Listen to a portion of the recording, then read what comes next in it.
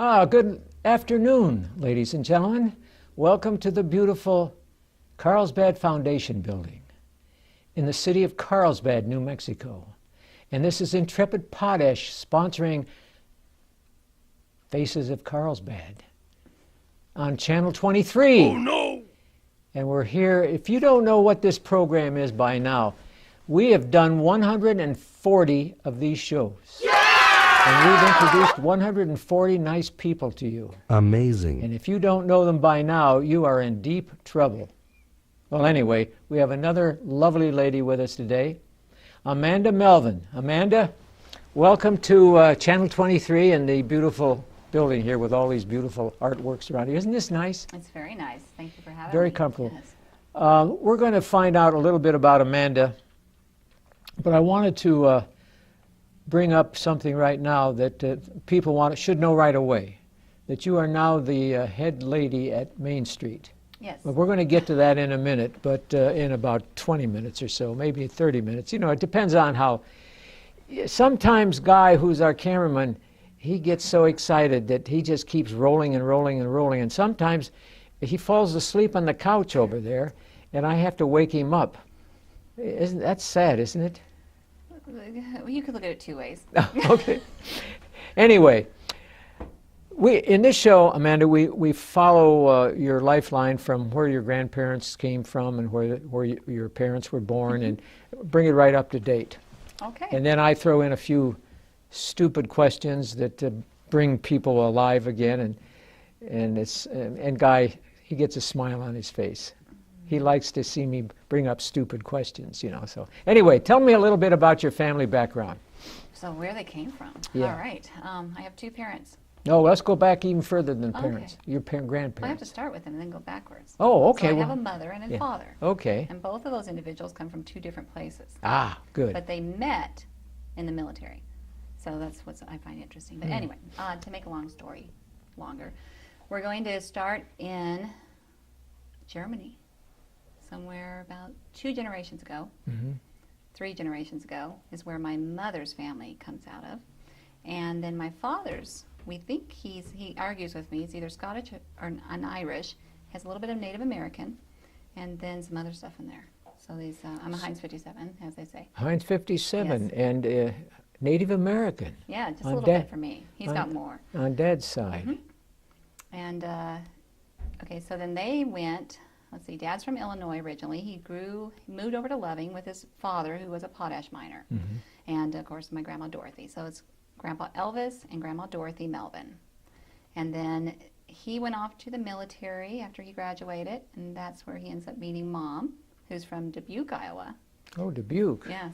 My roommate at Northwestern was from Dubuque, Iowa. Okay. Yeah. They got a great Main Street program, too, there. Oh, yes, indeed they do. And so they ended up meeting in Colorado Springs. And then there was some longer years where Dad was in the military. This is before my time. I have a large group of siblings. My eldest sister is Melanie, and I can't age her, but I'll say that she's old enough to have been with them during the military time. And then I have James, who's my older brother, and we have Monica, who comes next, then me, and then Patrick. Now, your dad, he was in the military, you say? Yes. And he was stationed where? Yeah, lots of places, but he was Army. So I know from the stories I hear, he was in the Vietnam War, so he was also in Germany, Panama, Colorado Springs. I think they were in New Jersey too. I hear the stories of that. Yeah, Camp Kilmer, New Jersey. Yeah. That's an overseas shipping port when I was in the military. I shipped out from there. And Mom was in, I think, Kentucky, because she was talking about how hot it was, or maybe it was Alabama, somewhere like that, where she did her basic, or boot camp, as she calls it, and then came over to Colorado Springs. Was that during the Vietnam period, or? Oh boy. Yeah, they would have been, I have to do the math here, probably around 62, 63. Yeah, I would imagine so. Yeah. Yeah. Okay, now we come up to your siblings, your brothers and your sisters. Tell me about where do they live now? Well, the part of the reason I'm back here is because a lot of them live here. Melanie, the eldest, she lives here in Carlsbad. She's now Melanie Hobbs.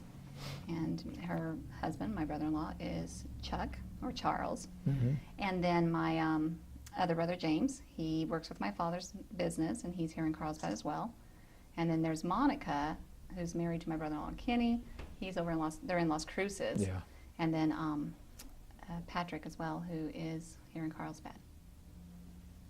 That's a nice family. Yes. But I never see them except for you, because every time I see Mom and Dad, your mother is such a nice lady. She's so gracious.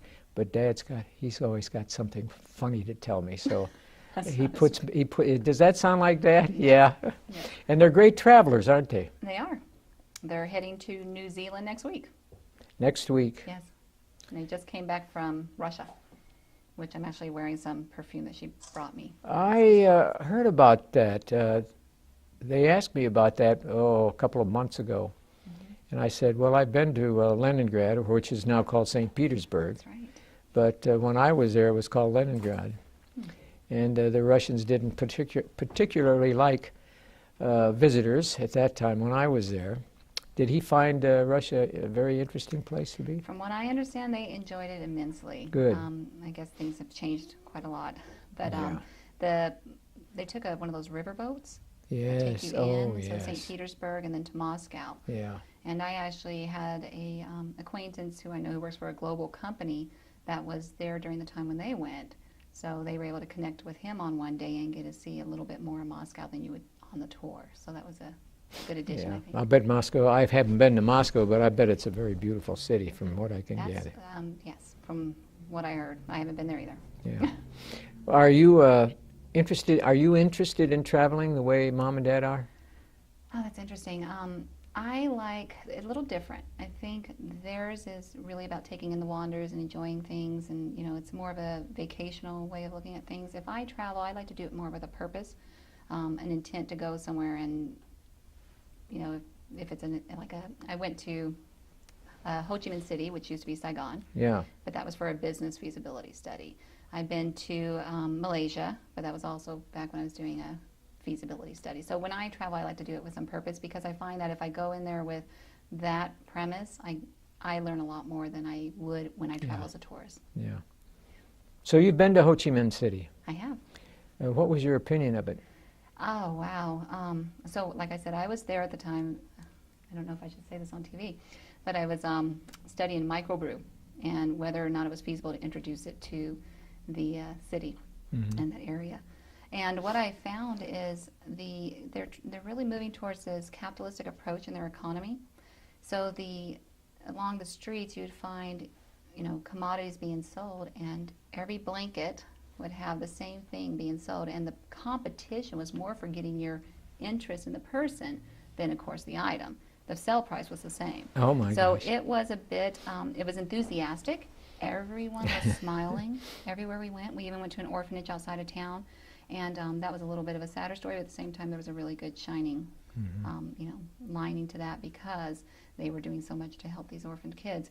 But yeah, so my impression is what I'd say is they're at the very, maybe a little bit more into the beginning of bringing about this capitalistic economy. And so seeing that was refreshing. Oh, that's nice. Yeah. And it used to be called Saigon. Yes, and depending on who you talk to, it still is. Yes, I know. And there's a lot of people who still look fondly back at the government they had in those days. And the war took such a tragic toll on so many countries, especially Vietnam itself and our country. But anyway, that's all. Now we're at peace with them, and thank goodness for that. And eventually, hopefully we can reach peaceful agreements with all the countries of the world. Everybody can get along. That would be And then ideal. everybody can be like your mom and dad and jump on a plane or a ship and just take off and enjoy it. Yeah. You mentioned New Zealand. They're going to really enjoy New Zealand. You've been there as well?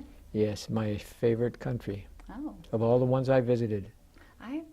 Everyone I have spoken with that have been to New Zealand have said the same thing.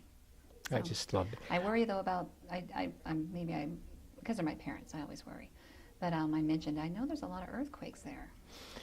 Well, that's true, but you live with it. Mm.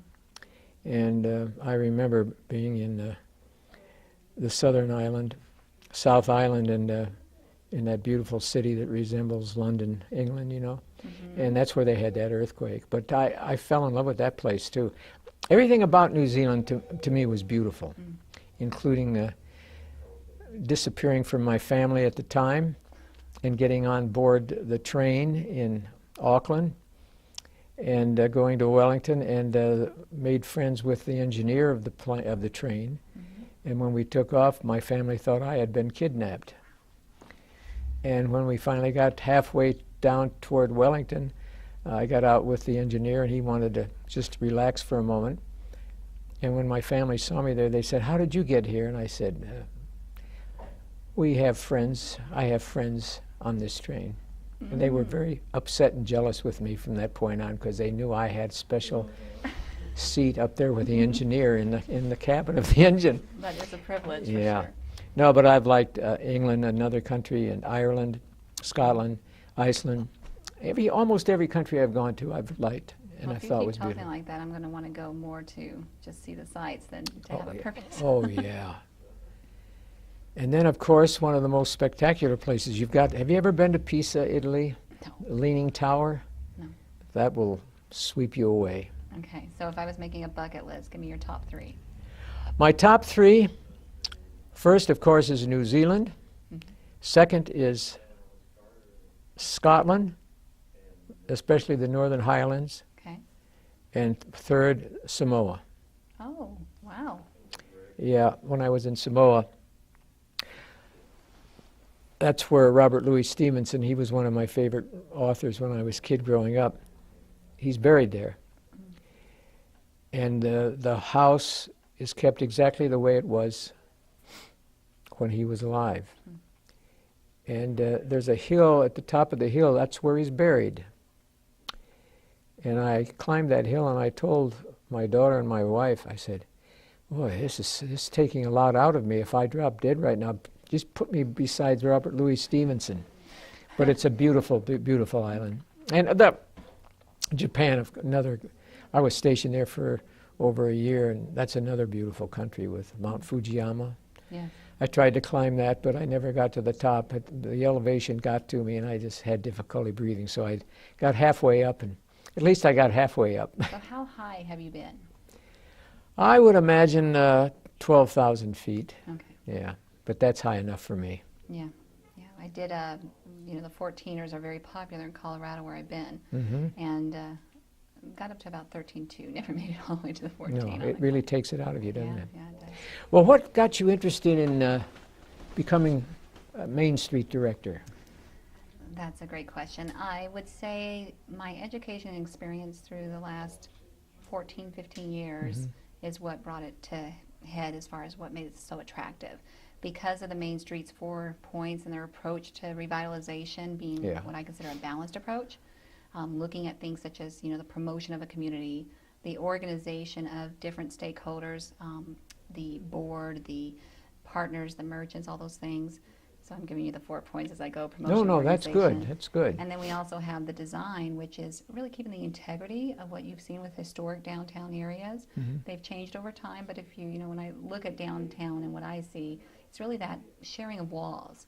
So it has that, without the strip mall appeal, it has that same kind of flow to it, but then it has that historical face. Right. So that was really intriguing. And then of course the last one being the economic restructuring, that's where I have the most fun. I like anything that deals with business development. Specifically, I enjoy small to mid-sized business development.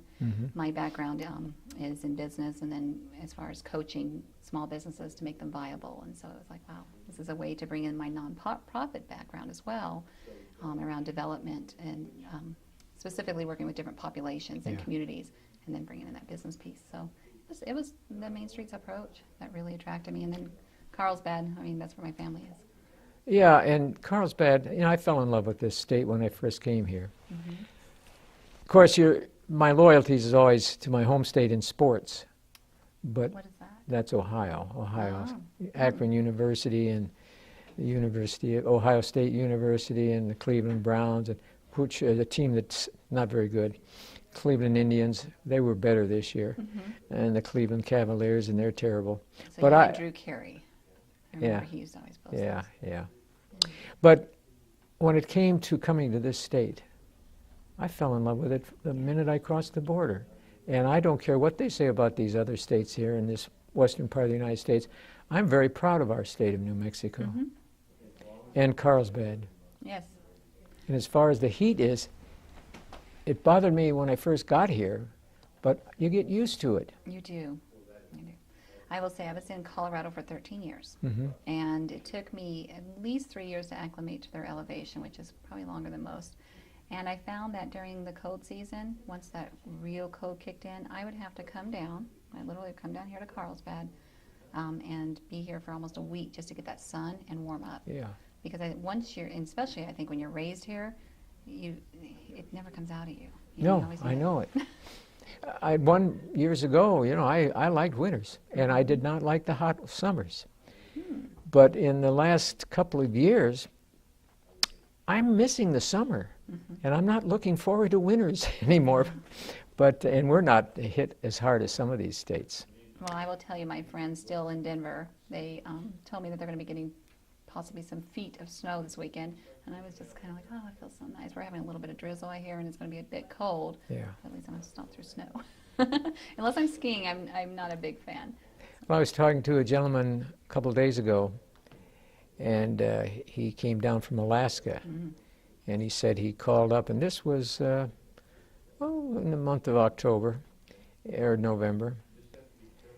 I don't even know what month it is, so don't even worry about that. But anyway, he said he called up to where he lived before, and it was 11 degrees below zero. And this was at 8 o'clock in the morning, so you can imagine what it was at night. It is so, Yeah. when you're not used to it. I still remember, we moved to Littleton, Colorado when I left in 2000. And just walking in and feeling that first 9 degree, it wasn't below, it was 9 degree Fahrenheit. And I remember I literally felt it go and hit my bones. That's how I describe it. I turned around and walked back in the door and said, I'm not ready for this. I can sympathize with that, let me tell you. So this job is, you work with a board, I suppose, so you have a board, and it's got to be good teamwork on these boards, isn't it? It does. I will say what attracted me when I did interview for the position, that's, as they say, it's a joint interview, and having the four that interviewed me, and then they later, of course, go through the voting process, every one of them made such a good impression. I thought this is a good board to work for. Yeah. I'd say all of them are vested in what Main Street's dedicated in doing. We have a farmers market as well, as you know, that we sponsor. Very popular, yes. And they come from a diverse background. So you get individuals who, our president, Margaret Berry, she is a fiber artist. And she came to Main Street as the farmers market committee chair. Now we have Sharon Williams, who's a crafter there, who took on that committee role, and she's been added to our board. So they do a lot. Now you've got the farmers market, and there are a few other things that you have too, don't you? Well, part of that promotion piece is we do all the events that you see downtown around the Fall Festival, the trick-or-treating, where we have the costume contest in the courthouse. Yeah. And I know you're very familiar with the Electric Light Parade. Oh, yes. I believe you're the MC for that. Yeah. And what am I missing here? We just did a Night of Holiday Wishes, which was that 4 to 8 p.m. event where they could come out at night and shop in our stores. And Oh, yes. win prizes. Yes, I got involved in that Yes. a while I back, remember and that. they punched the card and take the card down to near the bank down here, and who knows, you might win something. Yes. I never win we anything. we had 13 prizes given out, so there were a lot of winners. Yeah, well, that's nice. When I entered those things, I never expect to win, so I just enjoyed doing it. You know what I mean? Appreciate your support. Yeah, We'll have why? to find some kind of honorary stumble prize for you. Well, one of the stores stopped me and they said, do you get your nails fixed? Because we have a card that you can do and will save you money. And I said, I don't do that. Well, you know, Bob, I hear that manicures are more of a health hygiene issue for everybody. You don't have to get them painted. You just got to get them clean. Oh, okay. And then you get the paraffin treatment. Have you tried that? No, I haven't. Oh, that's so nice.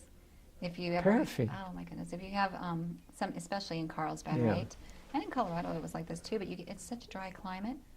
And anybody, I don't think it's a gender specific thing, but it puts moisture back into your hand. They coat it with it feels like wax. And you hold it for 15 minutes and then they peel it off. I'll have to mention that to Guy. I bet he would like that. Yeah. He Perfect. probably already tried it. Oh, he's already It's a popular thing. Okay. Yeah. So anyway, what do you do in your spare time when you get home and you can relax a little bit? Well, I'm still figuring that out because you jump into your community. You're like, okay, what's interesting to me and what do I want to do? I've joined the gym finally, and that's the good thing. So I do like to exercise and stay in shape because when I want to go out to hike at Guadalupe National Park, I need to be able to hike it. And so that's one thing I do for fun.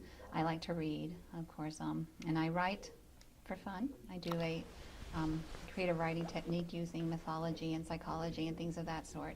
And I also teach the subject. So I have some people who participate in those kind of things, so that it keeps me busy. Now, what kind of books are you interested in? As far as reading, well, it's funny because when you were talking about how your favorite author was buried in Samoa, I was thinking about how James Joyce inspired me. And I actually, my undergrad is in English, so a lot of my reading was required reading to get my degree. Oh my. And so, so I will say when you have to read, it's not as fun as when you stumble across something. But it was the idea of going, and that's one of the trips I'd like to do, is to go and follow Bloom as he goes through Ireland and Dublin and see exactly the bridge where he leaves the letter. And so those kind of things. Yeah, I'd say James Joyce is one. Modern, I don't read as much fiction. I'm really doing a lot of nonfiction lately. More on things such as organization theory, development, revitalization. The technical things, huh? I do. Yeah. I'm really, that's where my mind is right now. That's wonderful, because not many people get involved in that type of thing. Yes. I'm trying to get back into fiction, though. I find that if I go and watch a movie, sometimes based on a book, like the one that's coming out, that's really popular among the teenagers, it's the Hunger Games. Oh, is that the name of it? Yes. It's not the name of the second one. The first one, I believe, was Hunger Games. So I thought, I'm going to go watch that. And I enjoy the story. Well, I don't get involved with what they're doing today because they're so far ahead of me that I just stay back. And for example, on television, I watch Dragnet, which was popular back in 1969, and Hawaii 8-0. What was it? 5-0. 5-0. Hawaii 5-0 with Jack Lord and James MacArthur. And I enjoy the old shows. And that's why they call me an old fuddy-duddy, Well, I don't watch much TV, so even if you discuss modern ones with me, I don't know a lot. I know 5-0 because that's one of Dad's. Yeah. Yeah. Well, I don't watch much either anymore. It's disgusting. It's the same baloney over, and many of the shows that follow the ones that we did back in the 50s and 60s and 70s, they're not as good. And the language, they throw in language that I don't approve of. Yeah, it's a lot of there's a lot of sensory stimulation too. Yeah. And I think sometimes when I'm wanting to wind down from a day, to watch TV doesn't always work well with that. Yeah, you're right. It keeps me too hyper. Well, you work long hours too, because you not only work your regular hours during the day, but you're working in the evening on a lot of things. You can call it work. I mean, ultimately, somewhere along the way when I was going through my career decisions and going to school, and I worked the 9 to 5. I worked the longer hours, the really long hours.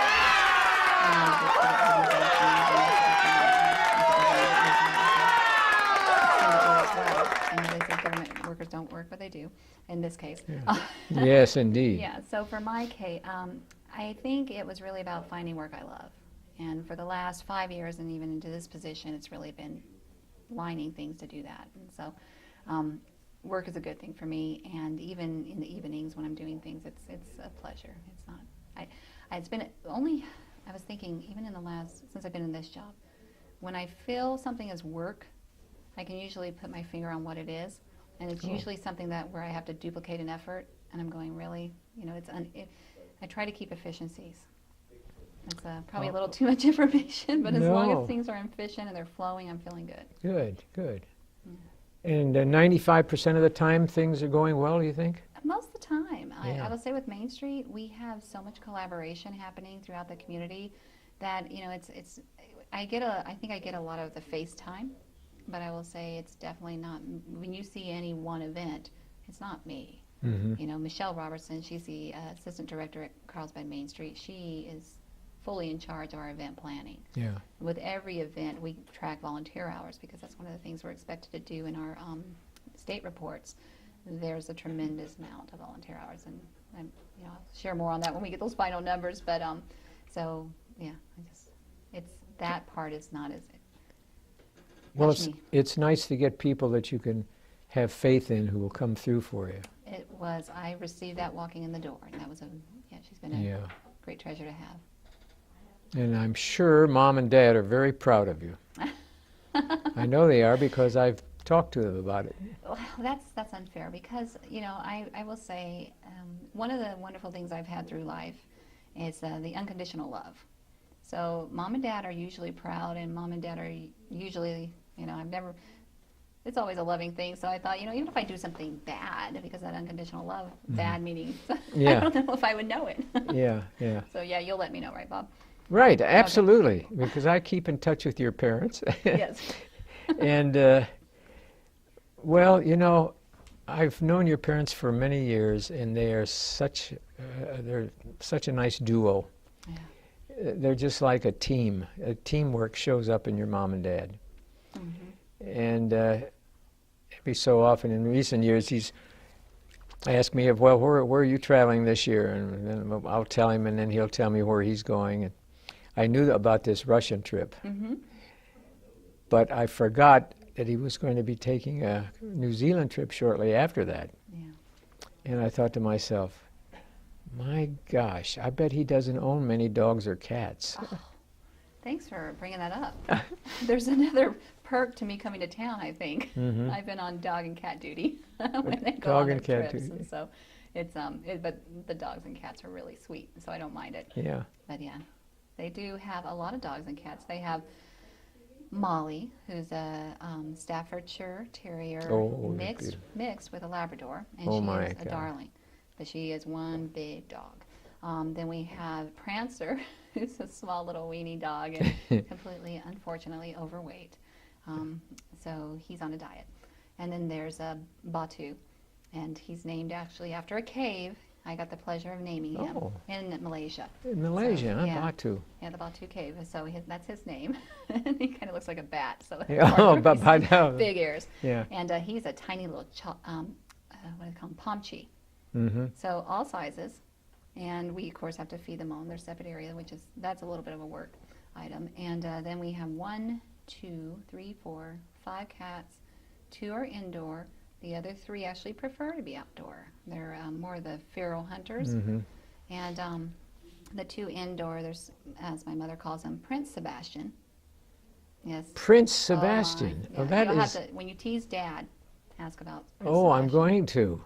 He runs the house. And then there's Guinevere. Oh she my does God. whatever Prince Sebastian wants her to do, I think. I think more and more people are naming their animals after famous people.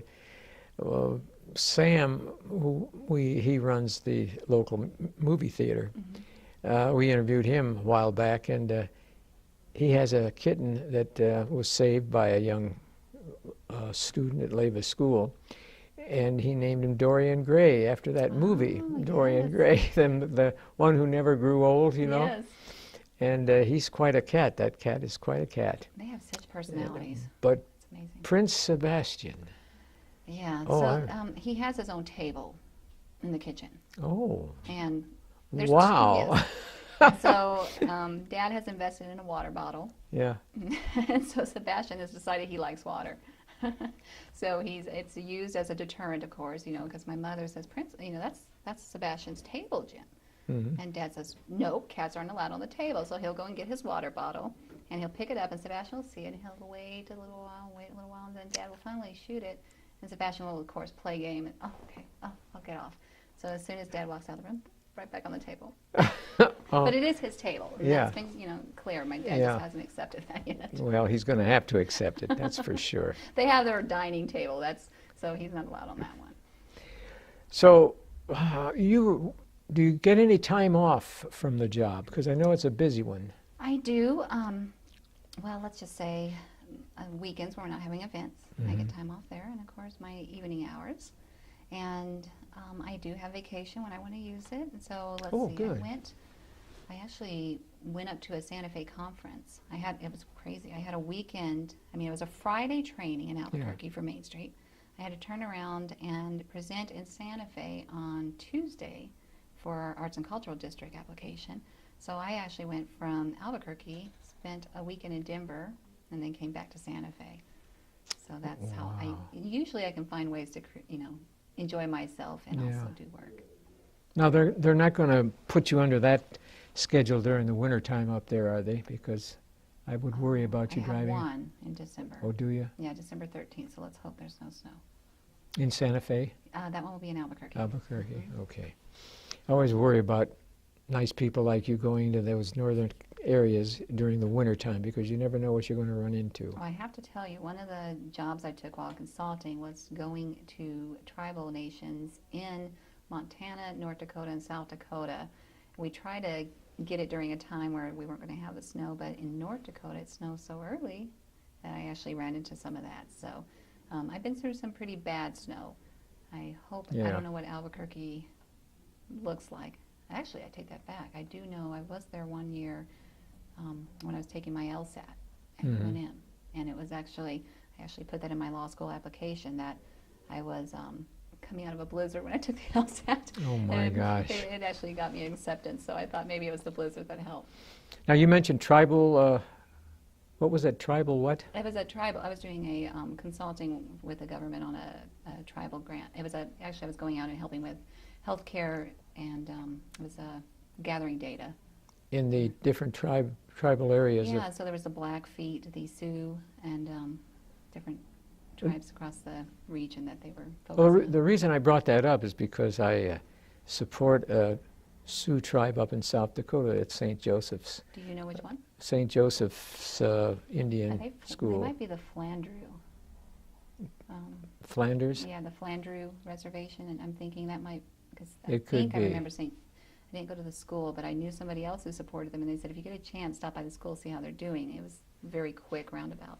Yeah, I was invited up there a couple of weeks ago, but you know, I got so many irons in the fire down here, I haven't had a chance, but I thought that was very nice. I think maybe they'll even adopt me into the tribe. Oh, wow. Yeah, Yeah, I've heard a lot of good about that school, so yeah. I just haven't been St. able to Joseph's visit. Indian School. Of course, that would be scary for Guy, you know, Guy Lutman. Oh, If, he, tell me why it would be if I scary. become an Indian warrior and he's wearing his cowboy hat, you know. Oh, that might be a problem, but you know, you'd be a person of interest. They'd have to interview you. If Yeah, that's right. No, I've got great faith in those people up there. They're so nice to me. Yeah, it was a very valuable experience. Out of all my, I'd say, work that I've been part of, that one was a special treat because I was able to learn a lot about the culture. And I remember I was in the one up in Polson, Montana. I believe that wasn't the Blackfeet. I cannot remember the name of the tribe. It was a mixed tribe. But they had the chairs, all their chiefs from throughout the years painted on the gym wall. Is that right? Yeah, Oh my on a goodness. gym. And so I was like, oh my goodness, talk about historical, you know, Gee whiz, have to that's keep that one. fantastic. as far as building goes. So anyway, you're going to be planning some trips for enjoyment in the future, I trust. Following in mom and dad's footsteps. I may be going to Mexico in May. I'm debating if that's going to be a trip I want to take or, yeah. So it's being discussed. I'd also like to go to India, and I'd probably like to do that in the next 2 years. India. Mhm. What's the intrigue that's drawing you to India? I have a good friend who's Hindu, and he's from his family's from India. So I thought we would travel and get to see some sights. There's a really nice train called the oh my goodness, it's a Royal something train, and you just ride it through all those different ports. Because some places, as you know, are not always conducive to tourists in India. No, So you have to be a little selective. And Yeah. this train along takes you to, and of course the Taj Mahal. I want to see that. Well, I've been to India. I've been to Mumbai, which used to be called Bombay. Wow. And I landed in Delhi, but I didn't stay. They opened the door up, and I said, "Where are we right now?" And she said, "This is Delhi." And the humidity, and oh boy, it What just time of year were you there? in June or July, I think it was. Oh, okay. Yeah. Yeah. But just think, in the next couple of weeks, you're going to be up here shivering because it's winter, Mm-hmm. and your mom and dad are going to be in New Zealand where it's summer. And do you know what's fun about all that? When they were in on that boat in Moscow, Mm-hmm. and it was the opposite, it was really nice and warm here. Mhm. They actually had a cold front where they were at. Yeah. We were Skyping. Is So it? I was seeing them Yeah. in, it's just technology. It's so impressive. So I'm sure I'll get the same treat when they're in New Zealand. And you're right, I'll probably be the one shivering and I'll be a little jealous versus last time I was all a little snickery. No, it's funny though, when you travel and you fall in love with a certain place, Mm-hmm. you can still see it.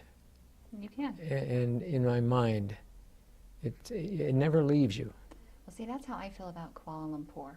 Because when I was there, it was the food. And I realized that my big attraction to places is the food and the different spices. And they had such a, what do you want to call it, a confluence of culture right in one area Yeah. that you could have everything almost across the globe in that one place and try it.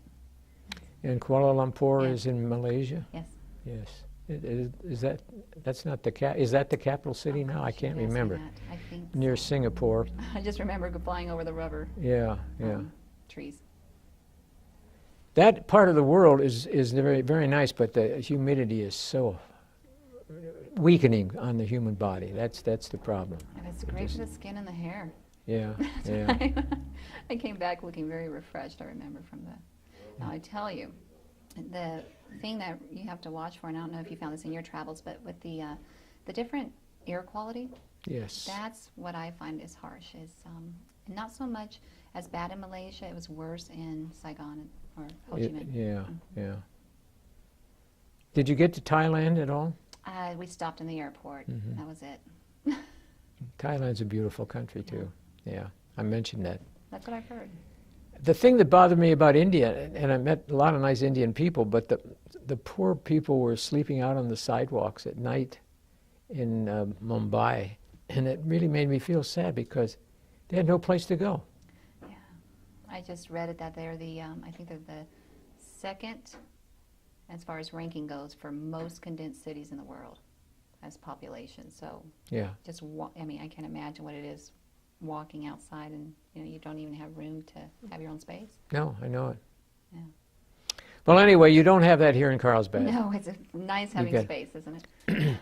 The interesting thing, though, I find, it's Main Street. It's Main Street. Mhm. It's Main Street.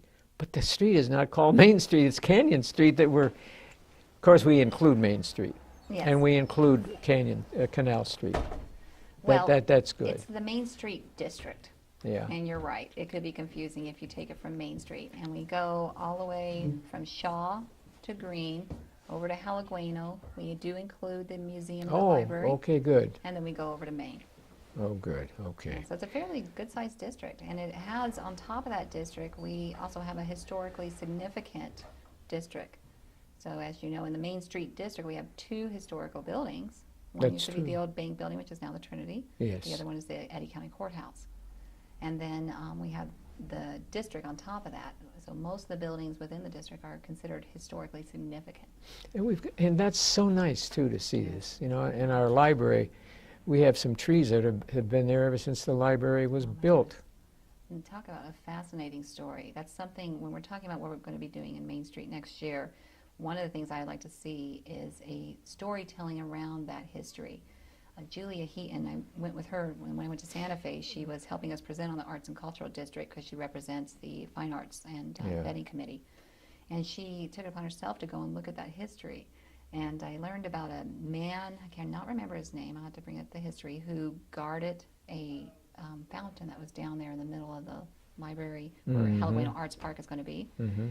And apparently, once he was no longer guarding that, it went into disrepair in the history. And there's just so much small little stories around that fountain alone, including over where, if you remember, I think it's the old hospital that used to be. Oh, in that yes, area. yes, which is now the police department. Yes, they were doing some, I guess, some underground work when they were putting that all together, Mhm. and they found some underground water. And in that water they had blind carp or goldfish. Oh. They don't know where they came from. So there's speculation that when that fountain went into disrepair and the fish, the water receded, the fish were no longer, no skeletons, nothing to be found, that they found a way to go through the waterways into that area. Oh, I didn't know that. Yeah, so there's a lot of fun history there that I think as Main Street we really need to bring attention to when we're talking about Halloween Arts Yeah. Park.